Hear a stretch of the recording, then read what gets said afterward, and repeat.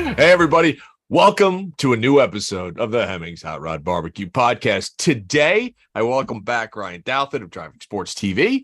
And today we're talking about Restomods. And we're talking about why they're a good idea and why you should probably go ahead and start down that road. So here's the thing, folks. So when I started out in this hobby, everything was carbureted, right? I've had old Grand Prix and Camaros and Trans Ams and my Chargers and blah, blah, blah, blah, blah, blah, down the road, right? And while that technology is still viable and still works well, understand that that technology is 100 years old, okay? Now, when we talk about, it is, right? So when we talk about all of our old cars that we love, all of our muscle cars, all of our old Luxo barges, all of our old pickup trucks and things of that nature from the 50s, 60s, 70s, and even into the 80s, and believe it or not, almost the 90s, because I have a 90 with a carburetor on it. You look at that stuff and you say, well, how can I improve this? Now, 15, 20 years ago, improving upon that technology was difficult because it just wasn't there. Aftermarket fuel injection systems weren't really there. The suspension components weren't there. And what was out there was kind of rudimentary at best. Now, from a suspension perspective, sure, you had a lot of companies out there that provided upgrades that would benefit your car or your truck greatly. But from I'm going to call it the comfort and convenience side, there wasn't that much out there, right? When we talk about things like air conditioning, one of the best things about a car in this day and age is air conditioning. One of the greatest inventions ever. Like, you can get rid of most other features on modern cars, but that air conditioning, I was like, nowadays, of course, people like younger kids, they don't even think twice about it. But you and I, we're old enough to know our parents we get it around in 100-degree weather, and we're like sweating in the trunk. Right. So, and air conditioning kind of goes hand in hand with cooling. And one of the biggest problems is, like, right now, right up here in Northern California, we're in the middle of a heat wave, right? We've got 5 or 6 days coming up of just 100+ degree weather. If you don't have AC in your car, that's bad. But the problem is when you have an old car, and generally when you have AC, it's generally too hot to run the AC because the car will overheat when you put it on because it taxes the engine. So, we talk about things like that. We talk about things like modern conveniences like power windows and, keeping the car sealed up and window tint and stuff like that. So the last 3 weeks, Ryan and I have been on the other side of the country filming old cars, as we do, which is fun. We love old cars. It's great. It's fun. And the sound, however, the looks, but I'm here to tell you that why I adore them, love them, they are my genre. They are what I will always drive. Mm-hmm. I want you, as the listener, to make your car better. And I'm going to tell you why. So, all of these old cars that have come out, one of the biggest problems, as you all know, is most people don't drive them. Okay. Certain people do. Now, the last podcast that we did, we actually talked about that. We talked about the problems that people had because of the lack of driving, because of the lack of usability, right? Seals drive out, hoses dry out, things just don't, batteries go dead. It's just the worst thing you can do is not drive them. So then we started talking about, well, let's start to Restomod these things so you can drive them all the time, which makes them a hell of a lot more enjoyable, right?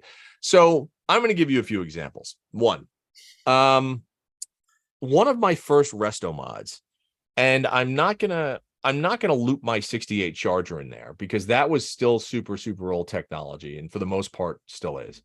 But one of the cars that I did, which I loved and unfortunately was stolen, was my 72 Monte Carlo. Okay. Now, this was a beautiful example of a really nice old school Monte Carlo. And, but when I bought it, it was 100% stock. It was a 350 with air conditioning. And it, pretty, bench seat, nothing crazy, but just a really nice car. But I drive the cars. And when I started to drive the car at length, for distance, 400, 500, 600 miles at a clip, which I do, you really start to say, God, this needs work, right? And so we made a game plan, and that game plan was, how can we enhance every aspect of our drivability on this vehicle? So we said, okay, well, the 350 is kind of whipped. But if yours is running, your motor is running great, no need to replace it. Mine was kind of whipped.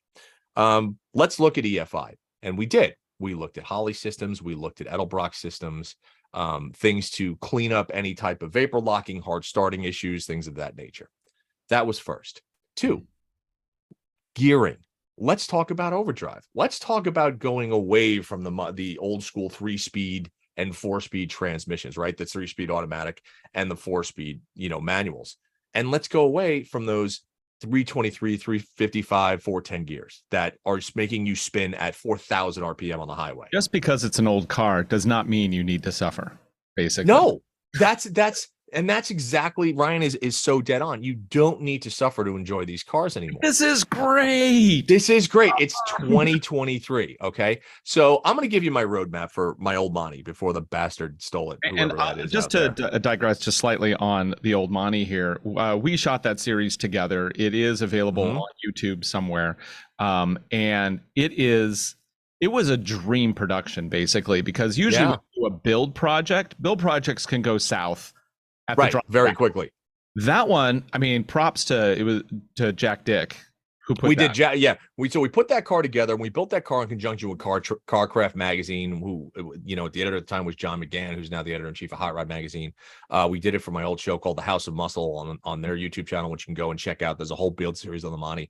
But more so than that, it was let's make a roadmap. Let's make a roadmap of what we want the car to do. And then how do we achieve that? How do we achieve that goal? And so the first question was, what do we want it to do? Okay. And this is going to sound crazy. My thing was, it's got to cruise all day long at 85 miles an hour. It's got with the AC on kill, not overheat, and not be spinning past 3,000 RPMs. Okay. Yeah. For pretty good goals for a 50-year-old car. And to note, since you live in the Bay Area and you go to LA all the time, this is a requirement. You cannot drive from San Francisco to the Bay Area at 50 miles per hour. No. In 110-degree weather. It's not something anybody wants to do, and it's not something that most old cars are going to want to do. They'll be they'll get you halfway and be like, nah, I'm done. We're good. I'm done. I'm out. It's too go hot. Get a coffee, come back a little later. Maybe I'll work. Right. So, we had the game plan. Now, like I said, my original 350 was whipped, so we opted with a new 383, which made about 400 horsepower, which was great because it was an old school small block, wasn't an LS motor or anything like that. The fuel injection system we ended up using was a Holley Sniper system, which worked pretty well. We didn't go crazy with transmission. We used an old school 200 R4 that was rebuilt by a company called Gearstar, which they did a beautiful job on, and we updated the cooling. Now, as far as the air conditioning, it already came with air conditioning, and the compressor and everything worked. So by using that traditional small block, we literally did not have to rebuild anything. All the old bracketry, use the entire bracket system, all the brackets, all the accessories just went whoop whoop right on. And Ryan, we did that when we did the IROC rehab last year. Right. As opposed to doing an LS, we went with another small block so we could reuse the pulley system, all the drive accessories, and that's exactly what we did. You can LS the world, but you're going to make more work for yourself in many cases. You really, really are. And so, that car, the Monty, we did actually build that in a week. But the key was, again, setting your plan. We knew the goals we wanted to have, and then we said, okay, well, how do we go about achieving this thing? And the beauty, and when the package came together, the package was brilliant. The car would cruise all day at 85 miles an hour. The AC could be on kill in 100-degree weather. The car would not overheat. More importantly, it drove beautifully. We didn't go crazy with the suspension, but what we did was we took this 50-year-old car and we brought it into, I'm not going to say we brought it into the 21st century, but we brought it into the very late portion of the 20th century, right? Yeah. But that's good because, as most people know, if you buy a car from the 80s and 90s right now, you could drive them every day and they're absolutely they're fine. Yeah. So that's what we did with the Monty. But we wanted to talk about this because as we were filming all of these bone stock cars last week, and that's the key. These were classic, museum cars. Yeah. The one thing that always came up was, when we film, we have requirements, and those requirements are fairly, for a modern car, super simple. You put about 60 to 80 miles on a car during a shoot. That shoot lasts all day. And when I say all day, it means 7 o'clock in the morning until 7 or 8 o'clock at night, at 9 o'clock at night. They're 12, 14, 16-hour days at times. That means the car, whatever that subject car is, has to run for that amount of time. And when I say run, it means there will be times where it will just sit in 100-degree weather and idle. Old cars don't like that. There will be times where it's constant. Take it up to RPM, take it back down. Up to RPM, back down. Your brakes, hard stops, not so hard stops. They're going through corners. They're doing all this stuff.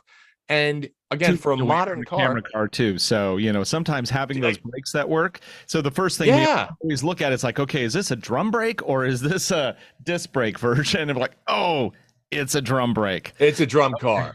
Yeah. And that's the other part, right? We were filming a couple of cars and a couple of them had 4-wheel drums. And as the old saying goes, old drum cars will stop you really, really well one time. Mm-hmm. That's it. The more you drive them, the harder you brake, you're going to get much greater fade. I don't care what anybody says. That's the truth. You can upgrade your brakes. You can upgrade the performance of these vehicles. But what we found was that all the Restomod cars that we do drive, it is such a pleasant experience because you have this beautiful old styling, right? You have the 60s, the 50s, 60s, 70s, 80s styling. But you have all your conveniences. When I turn on the AC, it blows ice cold. So when it's 100 degrees out, you can actually go out and drive your old car and you can really enjoy it. You can, you don't have to worry about the weather. If it rains, and people, again, this is only water, comes out of your hose, it's okay to drive your car in the rain. Okay? Most cars were designed with rain in mind. Yes, they were. Correct. But the other part is the older you get, the older I get, the more I don't want to work at driving my vehicles. I want them to be enjoyable. So for instance, today it's 100 degrees out. I will be taking my 68 Charger out today because it's fine. It'll run cool with the AC on, and I've modernized it because to make that happen. And I think we need to point out that this is coming from the guy who drove that multi-engine beast several years ago for what was that channel that it was on? Oh, that was the Deal Drive channel. Yeah. Back in the day, in one of my old shows. And you had a huge grin on that, and you were near death. Listen, but you're like, old cars are wonderful for an hour. Okay, most old cars, when you take them out, and if you grew up in the 70s and the 80s and the 90s or earlier than that, you understand that in weather, old cars are arduous because you're constantly looking at two gauges. Right? You're looking at your temperature gauge and you're looking at your fuel gauge. That's what you're looking at. And your oil pressure gauge. Yeah. So where today we don't even think about that. But the goal is to make your car enjoyable for the reason that you drive it more. I think a lot of people don't drive their vehicles because they're just not fun anymore. Yeah. And they lose the appeal. Like if it's 100 degrees out, or even if it's 80 to 85 degrees out, they'll go into the garage and they'll be like, it's kind of hot. I don't know if I want to drive it today and sit in traffic and possibly overheat. And so now what you have is this beautiful, machine that's in your garage that is now just a paperweight taking up space because the anxiety it's going to cause you before you even put your ass in the seat. Right. That's not fun. That is not what collector car or classic car ownership should be about. And keep in mind, these are not like, classic Ferrari GTOs. These are not Correct. like $2 million cars. With one of those, you can kind of be like, well, okay, I get it. But also with those, it comes down to the VIN. If you keep the VIN and you keep all the pieces to it, even if you wad it up, like a GTO, not really going to lose much value, which is kind of shocking. But you got to drive the thing because what's the point otherwise? Well, that's just, and here's the other part. Everything that you do, like everything that we did to the Monte Carlo, was 100% reversible. Yeah. So everybody out there, well, my car's numbers matching and blah blah. Let me tell you guys something. It has the original gaskets on it still from 1960. You are the only, unless you bought this car for a proper investment. Okay, unless you bought this car and you're like, it has to remain numbers matching and everything has to be perfect because I'm not going to enjoy it. I only bought it for resale. Yeah. The only person that cares about that garbage is you. Okay, if you are not driving your car, you have wasted your money. And to make the car drivable and enjoyable, mod it, do fuel injection, do air conditioning, do power windows. So Mike, what would for you be the car that you would say don't do that. Like if you saw a car and you were like, oh man, it's great, but you put EFI, is there any car where you would say, Sure, yeah. I think if they're super super special cars, and by that I mean like if you have a numbers matching Hemi Cuda, okay, and that's worth a substantial amount of value, that is a museum piece, and that's why you bought it. right? Fine. However, if you bought that car and you paid 500 grand for it and you want to enjoy it, by all means, mod the hell out of it. I don't see, for me, a lot of people will ask me these questions all the time. What wouldn't you mod and what wouldn't you do this to? It's your car. You have the right to do whatever you want to it and with it. If you want to turn it into a submarine and go pick up clams in the bottom of the ocean, have at it. It is your machine. And I think so many people are they get so caught up in, well, what's this person going to say? And if I bring it to a show, what is it? What do you care? Right. Why do you even give a shit what the public thinks? You spent your money on this. This is for your enjoyment and your, it should be a part of your personality. So for those of you out there, well, I'm not going to mod this because it's this. And I want to be the poster child to, for if somebody, has to get over yourself. Okay. It's your car. If you, I have no, and yeah, sure, Ryan. I mean, listen, there are cars that, like you said, if it's a 250 GTO Ferrari, probably shouldn't mod it, right? Go out and build a clone if you want to do that. And listen, same thing. I did that, right? When we built my, the Daytona, my 69 Daytona, I would never cut up a real Daytona because there's only 500 of them or whatever the stupid number is, 503 or whatever it is, right? So we built a clone, right? Which is perfect. Which is great. Better in some ways, better than the real thing because you can do whatever you want to it. Do whatever you want. Feel bad that you have. Not feel bad. Want one of these few things and no, dude. But even if it was honestly at this point in my life, even if it was a real Daytona, I'd probably still go put the red eye motor that I put in the Daytona now, and I'd still do the transmission because I enjoy it. I truly get. I want to drive my cars. Since you brought it up, how is that Daytona doing these days? It's coming along. Kevin at Wesley Motorsports is working his ass off, but I mean, listen, he's got a business to run. And, for us, it's one of those things where that man is so busy with so many other things. Yeah. And, I'm super fortunate to have other cars in the garage. So it's not like I have to have that car right now. It's one of those things where absence makes the heart grow fonder to an extent. Fonder.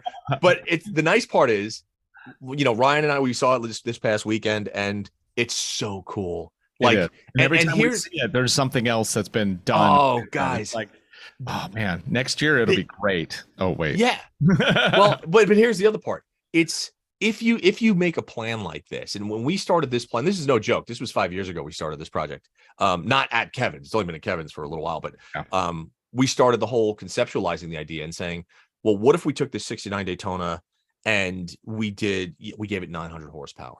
What if we did an 8-speed transmission? What if we had 325s and carbon ceramics and all four? Like, what if we just went pure batshit crazy with a car and we made it the exact car that Musto wanted when he was 4 years old? Oh yeah. What would that be? And that is the car that we're building. And I've had Mopar guys being like, you're ruining this car. Guys, listen, I've gotten emails from you. I've got all this stuff. Don't take this the wrong way. I don't care about your opinion. I don't care. Also, when it comes to my stuff, don't care. I know for a fact that we're going to burn through several sets of tires once that's done. And if that was a classic original one, you would be breaking it all the time. We need something that can handle the rigors of production because production apparently kills old cars. But production is tough on old cars. But here's the thing: like the show, we're filming a show called Tested right now, which you're going to see on Hemmings in the upcoming months. And because of that, we looked and we sought out bone stock, pure examples. And they're very, very tough to find. And we have had a number of just phenomenal and wonderful, gracious owners that have let us use their cars. The owners are fantastic. The cars are gorgeous. I mean, it's one of the things you don't want to say anything negative about it, but on the other hand, just think how much better these cars would actually run. Well, but here's the thing, right? And this is the caveat to this whole conversation, right? Yeah.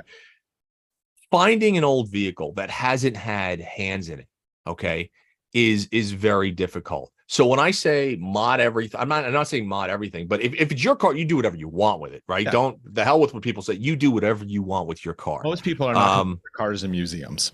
Right, exactly. But if you do have a vehicle that is a museum quality piece, okay, and you want to keep it that way, I'm going to make a suggestion to you. If you can do this, I will say this. If you have a numbers matching whatever it is, an unmolested vehicle that doesn't have 40, 50, 60 years worth of hands and wiring that looks like a rat's nest and stuff like that, then fine. Keep it the way it is and use it as a timepiece and drive it once in a while. But understand that if you're going to go down that road, then that's your existence with that car. You are a caretaker of a stock vehicle that you're not going to drive, and you're saving it for the next owner to either modify or enjoy as is. Okay. If that's what you like, fine. This podcast is about making what you have enjoyable. Okay. And really being able to drive the cars. If you're the person that says, I only like going to car shows and hanging out with my stock car and talking about numbers matching, fine. That's great. That's an aspect of the hobby that's perfect. How hard is it to reverse an EFI conversion? So like it's easiest thing in the world. Basically the EFI conversion just goes on to where the carburetor does, basically, right? And it kind of mimics. Yeah, it depends on what kind of system you get, right? If you get a throttle body system, it sits right on top of the intake. If you get a sequential system, it replaces the manifold or the intake itself. And so there's a bunch of different systems that you can get. Everything is 100% reversible. But that's the thing. Like if you have an old, like we drove a spectacular 69 Camaro Z28 the other day. Oh yeah. I mean, best 302, little small rev to the, what a fabulous car. That's a car that ran so good because the owner drove it that I would modify because I put air conditioning in it, right? Because I don't want to sweat. But if a car runs beautiful with the stock technology because you maintain and drive it, fine. I'm not saying modify that. Okay. Right. But what I am saying is that if you have any vehicle in your garage that you don't take out because it causes you anxiety in any way, really think about using modern technology to bring it to the point that you will enjoy it. Think about that modern technology as that thing that will give you relaxation, that will give you enjoyment. Because we all know that sitting in getting caught in traffic for most old car guys and men and women and whomever else that are, the first thing you're doing is like, oh shit, traffic. And then you start looking at that temp gauge, right? And then that if you go to a big car show, you're going to be sitting in traffic getting in and out of that car show. Last thing you want to do is to break down while you're going into the show.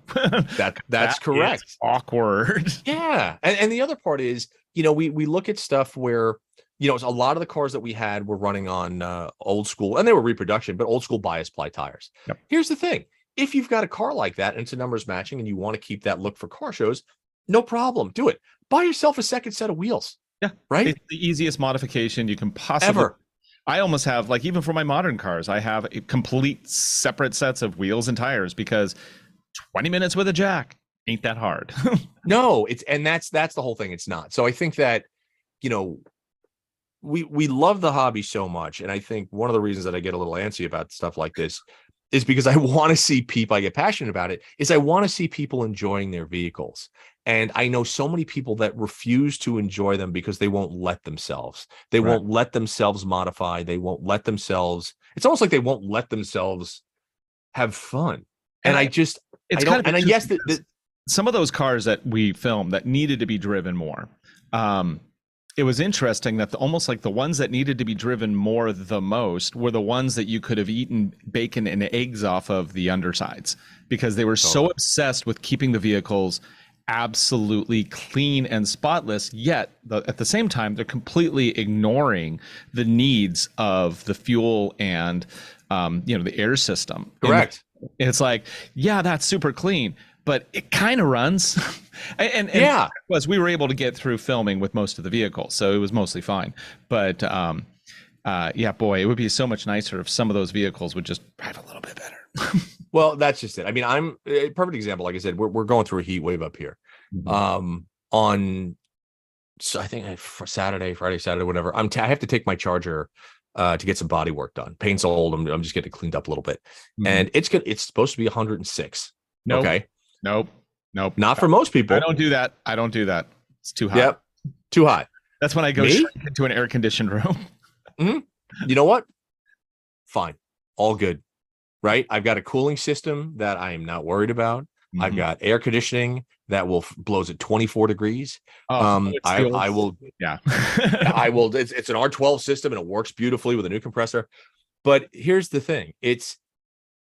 If I didn't have that, if I didn't update that car to be able to do that, right, I would say, well, shit, I can't bring it down. I can't make my appointment this week. I've got to wait for the weather to cool. And I would be freaking out and calling the painter and saying, well, can I get there at 5 a.m. before the weather comes out? And so it's cool and I'll miss traffic. I don't worry about that now. Hey, Bob, now I just get trailer. Yeah. If I don't worry about that now, if it's 100 degrees out and I sit in traffic, I don't care. I'll just put the radio on. It doesn't matter to me. That's amazing.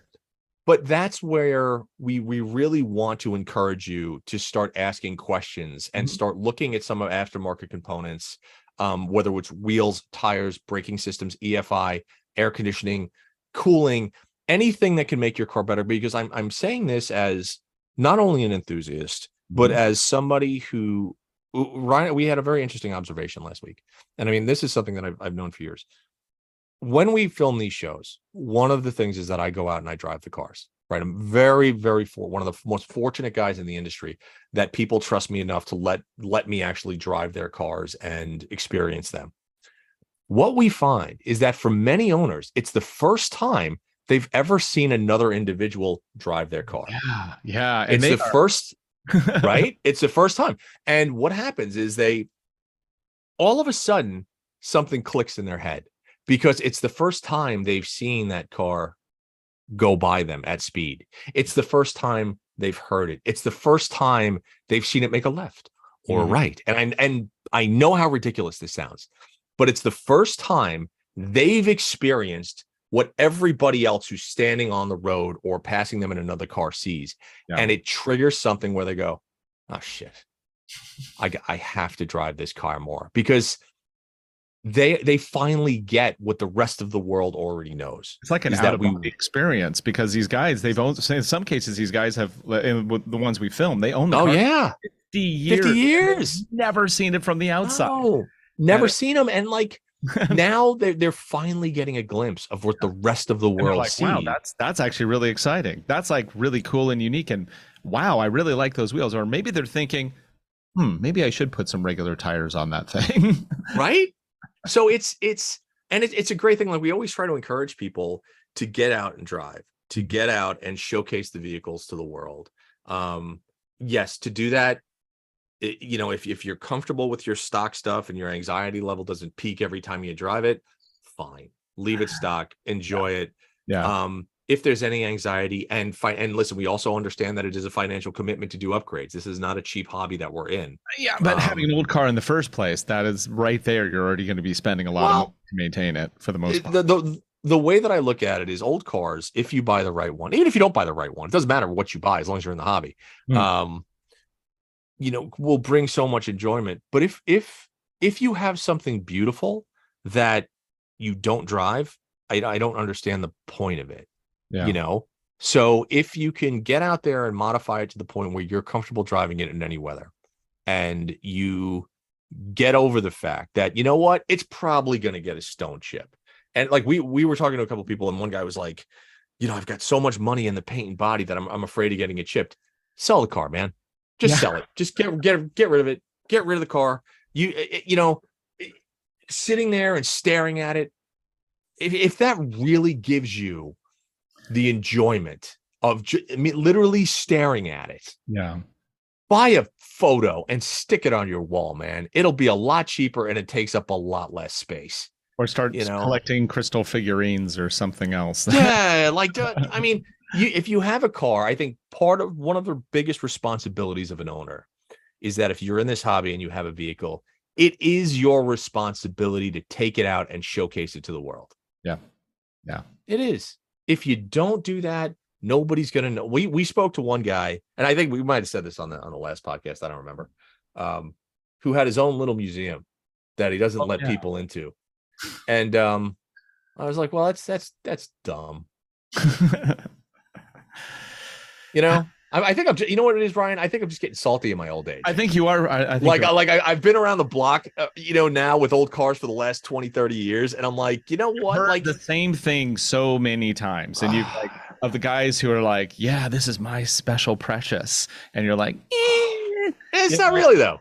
Yeah. Like it's your special precious, but like just a car. I mean, and a car does nothing sitting there. It looks good, but it's the to me, the thing that is miraculous about automobiles is that there's this cross section of art and engineering in a way that like nothing else is. And if you're going to strictly put it into art or engineering, art being sitting in a museum and you just look at it, engineering is that you don't care what the heck you do to it, you just modify the heck of it, kind of like those ratty what are those guys? Muscle cars. The Alabama guys. Ratty muscle cars. Muscle cars. Yeah.